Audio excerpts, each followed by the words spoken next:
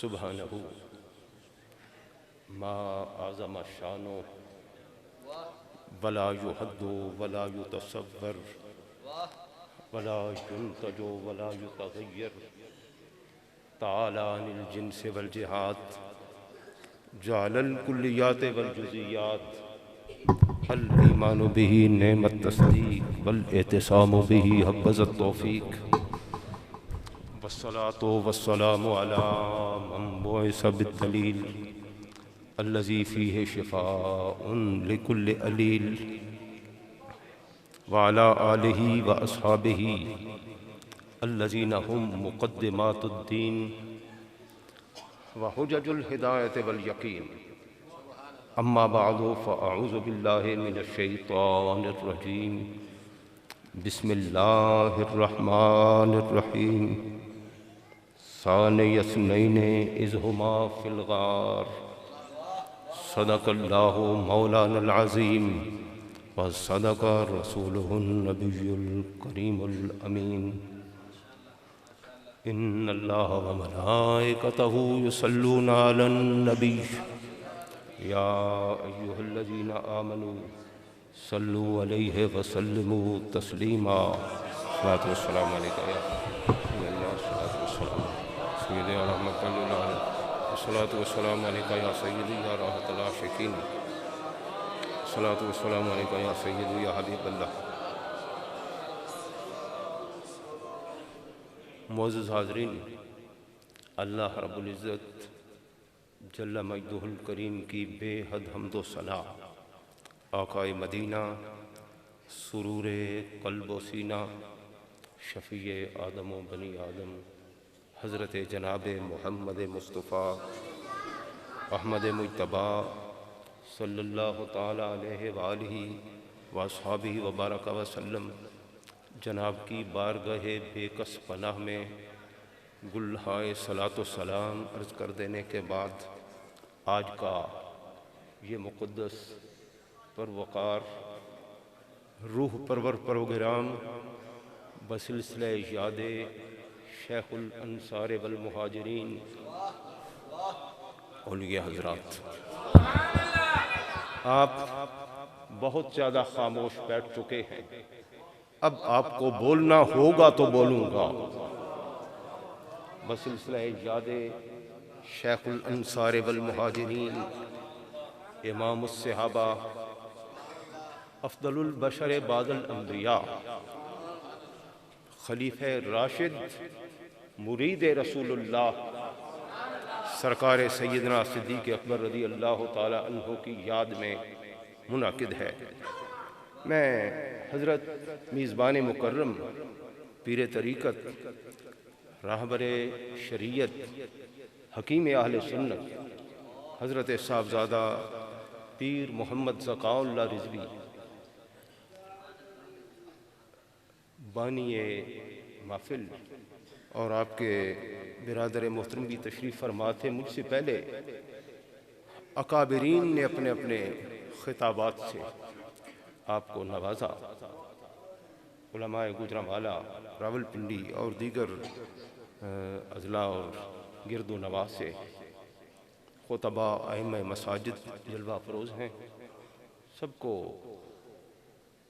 تہ دل سے شکرانہ پیش کرتا ہوں۔ حضرات گرامی، بلا تاخیر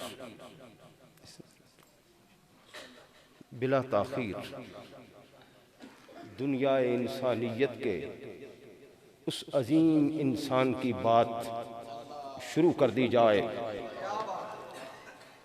جس پہ اللہ کا یہ فضل خاص ہے، انبیاء کے بعد اس جیسا کائنات میں کوئی پیدا نہیں ہوا۔ سبحان اللہ۔ میں آپ کو ایک بار عرض کر چکا کہ آپ بہت خاموش بیٹھ چکے، اب آپ کو بولنا ہوگا۔ ویسے تو تمہارے اور میرے آقا نے فرمایا ما طلعت الشمس علی رجل خیر من عمرہ، جن مردوں پہ سورج نے طلوع کیا ہے ان میں عمر سے بہتر کوئی مرد نہیں۔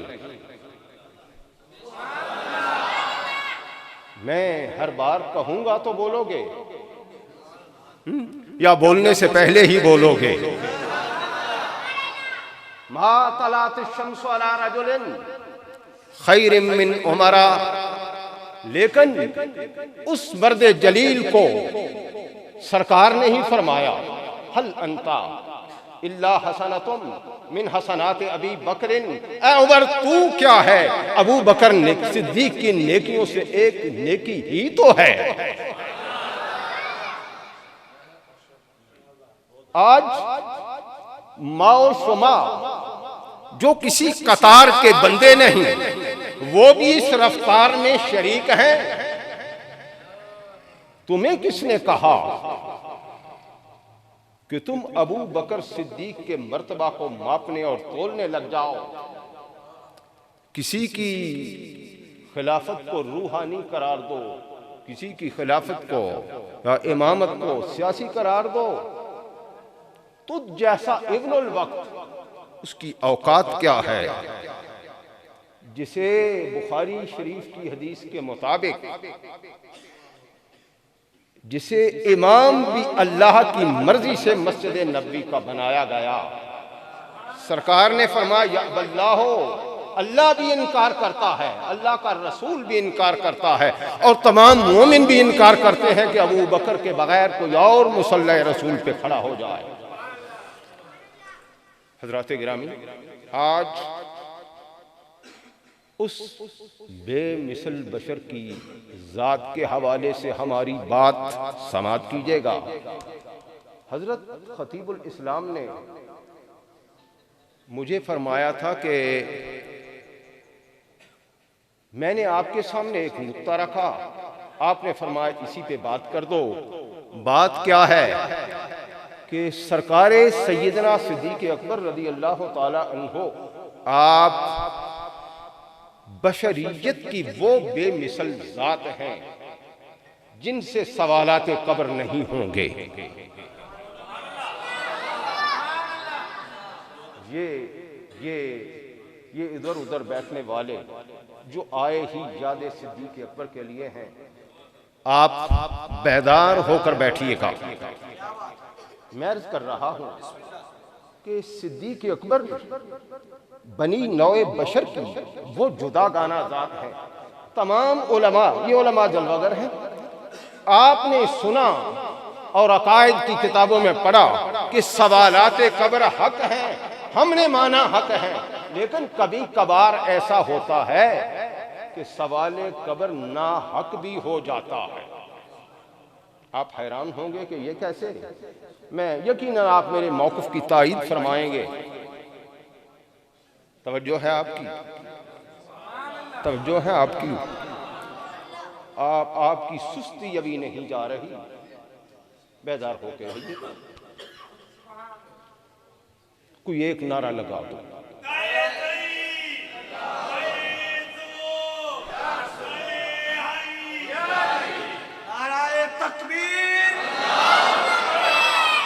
بیدار ہو جائیں۔ پیار کرنے والے بولو نعرہ رسالت، نعرہ رسالت، نعرہ تحقیق، نعرہ حیدری۔ آپ نے علماء سے حدیث پاک سنی، جب بندہ قبر میں جاتا ہے سب سے پہلا سوال ہوتا ہے من ربک، بتلا تیرا رب کون ہے، ما دینک، بتلا تیرا دین کیا ہے، ما کنت تقول فی حق ھذا الرجل، بتلا دنیا میں اس مرد کریم کے بارے میں کیا کہا کرتا تھا۔ کہیے سبحان اللہ۔ اب اہالیان گجرا والا، میں آپ سے سوال کرتا ہوں، بھائی قبر، آپ بیٹھ جائیے بھائی۔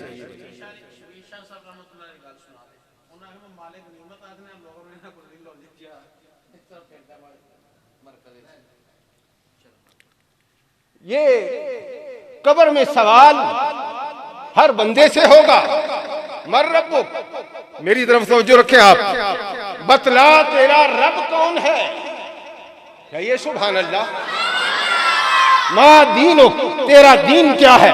ما کنت تقول فی حق ھذا الرجل، دنیا میں ان مرد کریم کے بارے میں کیا کہا کرتا تھا؟ میں عرض کر رہا تھا کہ سوالات قبر حق ہیں، قبر تمہاری بھی ہے، قبر ہماری بھی ہے، قبر ہمارے باپ کی بھی ہے، قبر اصحاب کی بھی ہے، قبر اولیاء کی بھی ہے، لیکن قبر انبیاء کی بھی ہے، قبر محمد مصطفیٰ کی بھی ہے۔ جب سرکار اپنی قبر انور میں جلوہ گر ہوگے، کیا منکر اور نکیر آ کر پوچھیں گے من ربک، بتلا تیرا رب کون ہے؟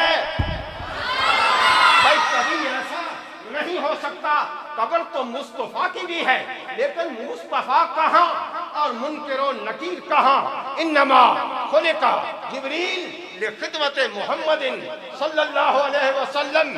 جب ملائک کے امام کی، بیت المعمور کے خطیب کی تخلیق محمد مصطفیٰ کی غلامی کے لیے ہے۔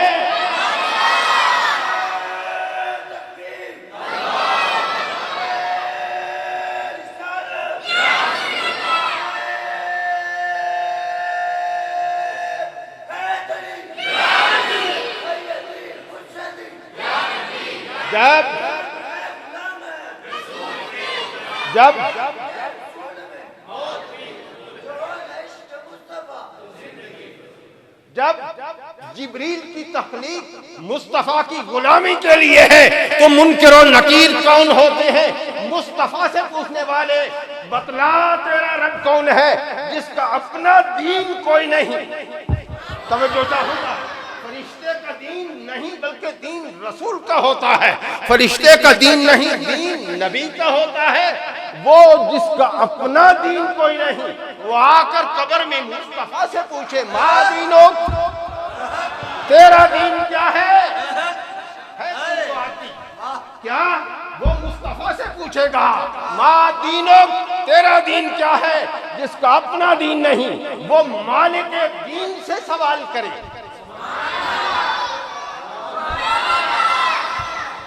وہ مالک دین سے پوچھے۔ اس طالب علم کو بہت اکابرین کے بعد آپ نے کھڑا کر دیا، میری تو ٹانگیں لرزہ طاری کر رہی تھی، لیکن نگاہ صدیق اکبر ہے، پھر اٹھ گیا ہوں۔ ما دینک، تیرا دین کیا ہے؟ دین ان کا نہیں، دین محمد کا ہے، دین مصطفیٰ کا ہے۔ اور جس کا اٹھنا دین بن جائے، جس کا بیٹھنا دین بن جائے، جس کا چلنا دین بن جائے، جس کا چپ رہنا دین بن جائے، جس کا غضب دین بن جائے، جس کی رضا دین بن جائے، اللہ نے فرمایا کہ الصلاۃ، نماز قائم کرو لیکن خود پڑھ کے دکھلائی نہیں۔ صلو کما رأیتمونی اصلی، نماز ایسے پڑھو جیسے مصطفیٰ کو پڑھتے ہوئے دیکھتے ہو۔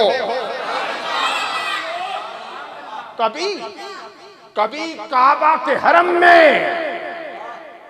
ناکا پہ سوار ہو کے آ جائے اور فرما دے لِتَأْخُذُوا عَنِّی مَنَاسِکَکُمْ، آج اپنے رسول سے احکام حج سمجھ لو جیسے تمہارا رسول کر رہا ہے، یہ حج کی ادائیں بن رہی ہیں۔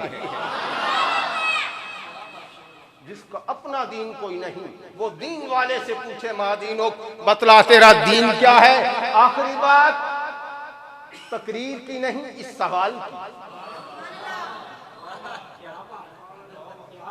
ما کنت تقول فی حق ھذا الرجل، بتلا دنیا میں ان مرد کریم کے بارے میں کیا کہا کرتا تھا؟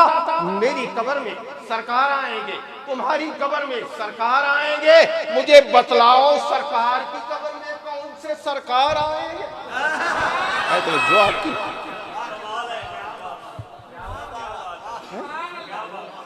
حال یعنی دوسرا والا، آپ نے علماء کے خطابات تو سماعت کیے، لیکن آج ایک رند فقیر کی بھی صدا سمجھتے چلی گئے۔ میں کہتا ہوں سوالات قبر حق ہیں، پر ہر کسی صاحب قبر سے سوال ناحق بھی ہے۔ سرکار کی قبر میں کون سی سرکار ہے، اس کا نام تو مجھے بتلا۔ سمجھ لو سرکار سے سوال نہیں ہوگا۔ اور میں آپ سے عرض کر رہا تھا کہ ابو بکر صدیق سے بھی سوال نہیں ہوگا۔ اور اتنی بڑی بات گوجرانوالے کے باشندوں کو آسانی سے ہضم نہیں کرنے دوں گا۔ میں کوئی روایتی خطیب نہیں ہوں، میں تاریخیں نہیں دیا کرتا۔ یہاں حضرت خطیب الاسلام کے ہاں اپنے ایک کام کے لیے آیا تو انہوں نے آج کا پروگرام سیٹ کر دیا۔ مجھ سے فرمایا کہ پروگرام نہ کر لیں۔ میں نے اپنے میزبان مکرم سے کہا جیسے آپ کی رضا وہی میری مرضی ہے۔ میں نے کہا کہ اہالیان گوجرانوالہ کو ایک انوکھی گفتگو سنا دوں۔ سرکار سے سوال نہیں، ابو بکر صدیق سے بھی سوال نہیں۔ آج آئے ہوئے اسی کام کے لیے ہو تو وہی کام کرتے چلو جس کام کے لیے آئے ہو۔ ابو بکر صدیق یہ سوالات قبر۔ اس کے بعد مشکات شریف کی حدیث ہے، دیگر کتب احادیث میں کہ اس کے بعد ہوگا کیا؟ دو حال سے خالی نہیں، دو حال سے خالی نہیں، یا سوالات کا جواب میت اٹھ کر دے لے گا یا نہ دے گا۔ جس نے سوالات کے جوابات دے لیے پہلے اس کو جہنم کی کھڑکی کھولی جائے گی، بعد میں جنت کی۔ جو نہ دے سکا پہلے جنت کی پھر جہنم کی کھڑکی کھول دی جائے گی اور پکی کھلی رہے گی۔ صدیق اکبر میں عرض کر رہا ہوں وہ نفس قدسیہ ہیں، وہ مقدس ذات ہیں جن سے سوالات قبر نہیں۔ لوگ مرتے ہیں پھر اٹھتے ہیں، اٹھ کر منکر اور نکیر کا سامنا کرتے ہیں۔ سوالات کا جواب دینے کے بعد وہ جنتی بن جاتے ہیں یا جہنمی بن جاتے ہیں۔ اس کا حال یوں ہی سمجھیے کہ میں حضرت خطیب الاسلام کے گھر آیا، میں نے دستک دی، دربان نے کہا کون ہوتے ہو، کہاں سے آئے ہو، صاحب خانہ سے تمہارا تعلق کیا ہے؟ قبر جنت کے باغوں سے اس کا ایک دروازہ ہے یا جہنم کا دروازہ ہے۔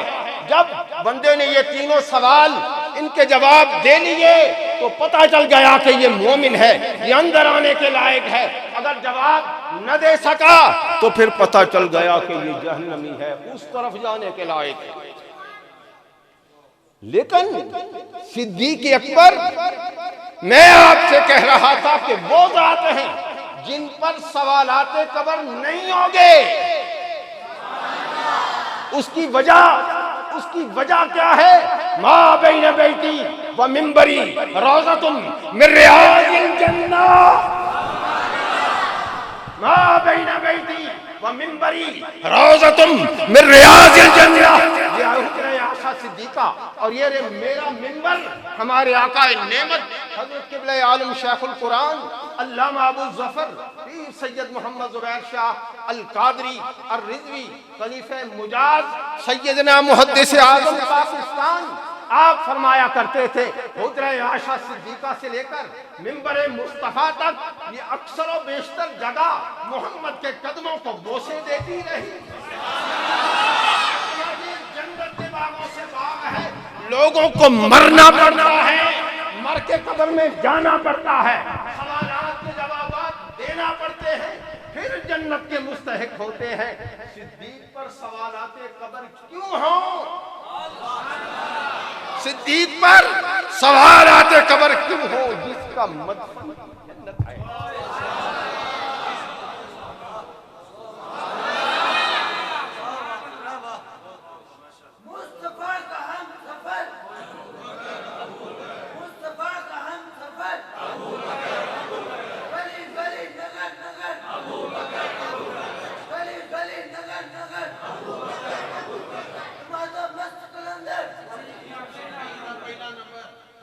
مست کلندر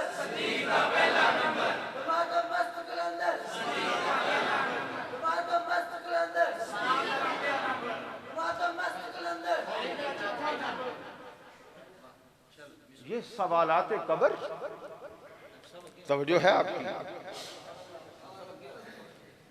توجہ چاہوں گا ذرا.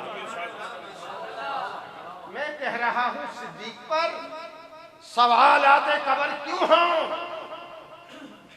جس کا مدفن ہی جنت بن گیا. مجھے بتائیے جب آپ کسی کے ہاں آ جائیں، دروازے کے اندر آ جائیں، کیا پھر آپ سے دربان کہتا ہے کہ کون ہو، یہاں کیسے آئے ہو؟ یہ باتیں ہیں دروازے کے باہر کی. جب بندہ اندر آ گیا پھر اس سے سوال کیسا؟ لوگ جنتی بننے کے لیے جوابات دیتے ہیں. صدیق کا مدفن ہی جنت. پیاری بن گئی.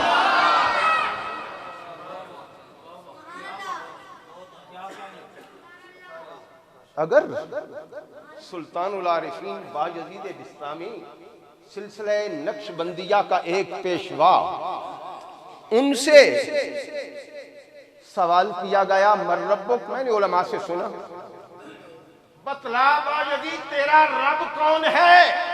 بایزید نے کہا اگر میں ربی اللہ کہہ دوں کہ میرا رب اللہ ہے، وہ مجھے اپنا بندہ ہی نہ بنائے، پھر کیا ہوگا؟ جاؤ اسی سے جا کر پوچھو بایزید تیرا بندہ ہے کہ نہیں. اگر وہ مجھے اپنا بندہ کہہ دے تو مجھ سے کیوں پوچھتے ہو؟ اگر سلسلہ عالیہ نقش بندیہ کا ایک شیخ وہ فرشتوں کو لاجواب کر دیتا ہے، ابو بکر سلسلہ عالیہ نقش بندیہ کا نہیں ہے. توجہ آپ کی. بھائی حضرت خطیب الاسلام کی محفل واز میں بیٹھنے والوں بیدار ہو کے رہیے. میں عرض کر رہا ہوں صدیق اکبر سلسلہ عالیہ نقش بندیہ کا نہیں، تمام سلاسل کا نہیں، اس امت کی پہلی اینٹ ہے. سرکار نے فرمایا حب ابی بکر وشکرہ واجب علی کل امتی. ابو بکر صدیق کی محبت اور اس کا شکریہ ادا کرنا میری امت کے ہر فرد پر واجب ہے. اور میرے آقا نے فرمایا لا ينبغي لقوم فیہم ابو بکر، اس قوم کے لیے یہ بات مناسب نہیں جس مجمع میں ابو بکر صدیق ہوں اور میرے مصلی پر کوئی اور کھڑا ہو جائے. ابو بکر صدیق، میں عرض کر رہا ہوں وہ ذات جس پر سوالات قبر نہیں، سوالات قبر نہیں، کیونکہ ان کا مدفن ہی جنت ہے. اس کو ایک اور پہلو سے سمجھئے. جب تمہارے اور میرے آقا ابو بکر صدیق کا جنازہ اٹھایا گیا، آپ نے فرمایا کہ اسے حجرہ مصطفیٰ کے سامنے رکھ دینا اور جا کے عرض کرنا کہ اے اللہ کے رسول آپ کا یار آیا ہے. اگر اندر سے آواز آ جائے کہ میرے یار کو اندر لاؤ، پھر اندر لے جانا، ورنہ بقی میں دفن کر دینا. جب سامنے لایا گیا روضہ مصطفیٰ سے آواز آئی، حجرہ سیدہ عائشہ صدیقہ سے آواز آئی ادخل الحبیبہ الی الحبیب، میرے حبیب کو میرے پاس لے کر آ جاؤ، میرے حبیب کو میرے پاس لے کر آ جاؤ. جنازہ اندر لایا گیا، آپ کو دفن کر دیا گیا. اور جس سوال پہ اختتامیہ ہوگا، جس سوال پہ کامیابی کے نمبر آئیں گے، وہ تمہارے اور میرے آقا کا سوال ہے. ما کنت تقول فی حق ھذا الرجل، بتلا دنیا میں ان مرد کریم کے بارے میں کیا کہا کرتا تھا. جو یہ جواب دے گیا کامیاب ہو گیا. میں عرض کر رہا ہوں جس ذات کے سوال پر کامیابی کا انحصار ہے وہی تو ابو بکر کو بلا رہی. اب مجھے بتلاؤ، مہمان اندر آ جائے، میزبان دربان سے کہے کہ اس سے پوچھ کہ میں کون ہوں، ہے توجہ آپ کی؟ نہیں توجہ، ٹھیک کہہ رہے ہو تم، توجہ ہوتی تو یوں نہ بیٹھتے۔ میں عرض کر رہا ہوں کہ مصطفیٰ ہی ان کے سوال پر کامیابی کا مدار ہے، اور وہی ابو بکر صدیق کو بلا رہے ہیں۔ توجہ رہے حضرات، بھائی وہی تو بلا رہے ہیں۔ جب وہ آ گیا تو اب منکر و نکیر سے پھر کہنا کہ اس سے پوچھ کہ میں کون ہوں۔ بھئی یہ بات کسی کریم کے شایان شان ہوتی ہے کہ گھر بھی بلا لے پھر دربان کو پردے میں کہے کہ اس سے پوچھ میں کون ہوں؟ یہ نہیں ہو سکتا۔ اور سرکار سید القرماء ہیں، سید الاصفیاء ہیں، آپ پھر پوچھیں ان سے پوچھ میں کون ہوں؟ یہ نہیں ہو سکتا۔ اس لیے میں کہتا ہوں کہ صدیق اکبر پر سوالات قبر نہیں کہ جنت تلک الجنت التی نورث من عبادنا من کان تقیا، یہ جنت ہمارے متقی بندوں کی وراثت ہے۔ صدیق اکبر متقی نہیں، اتقا ہے۔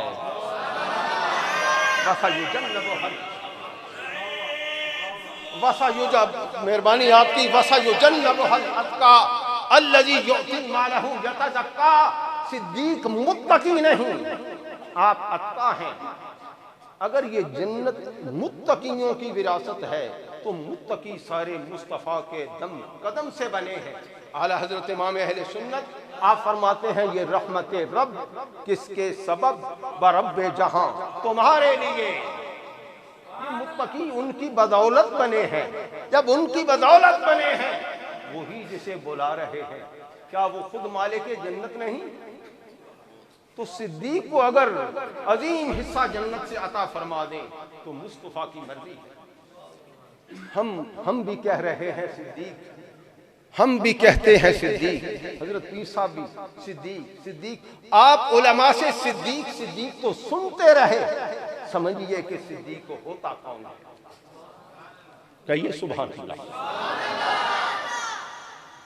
اصل میں نے حضرت سے کہہ دیا تھا کہ میری کچھ طبیعت ناساز ہے، آپ نے کہا بس تمہارا آنا ہی کافی ہو گیا تو میں آ گیا۔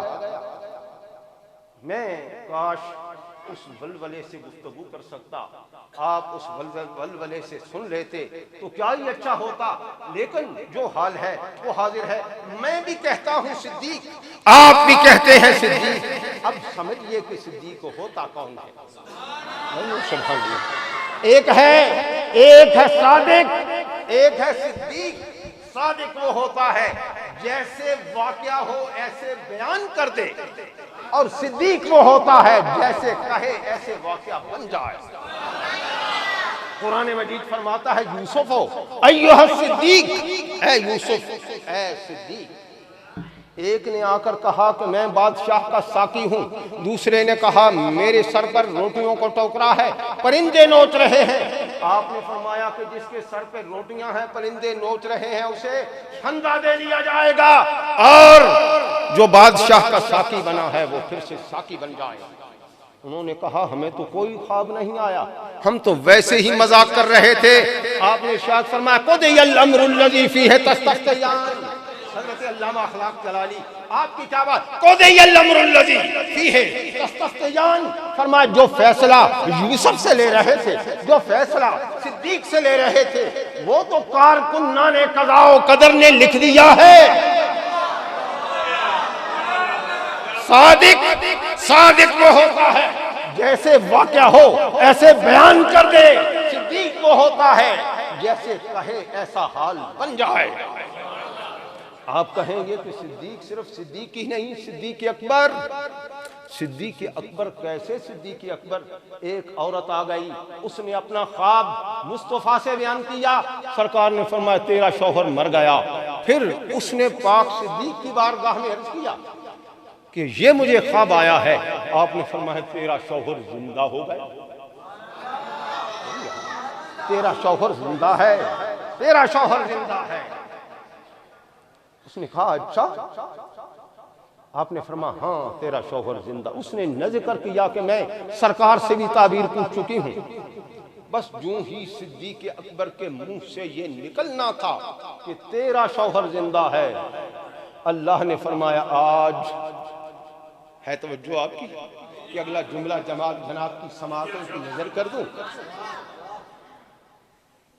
کارکنان قضاء و قدر آج سنت اللہ کو الٹ دو، آج قدرت اللہ جاری کر دو، آج نبوت کے پہلے مصدق کی زبان سے نکل گیا ہے کہ یہ زندہ ہے، اس میت کو زندہ کرنا ہمارے لیے آسان ہے، رسالت کے سب سے پہلے گواہ کو جھوٹا کر دینا مشکل ہے۔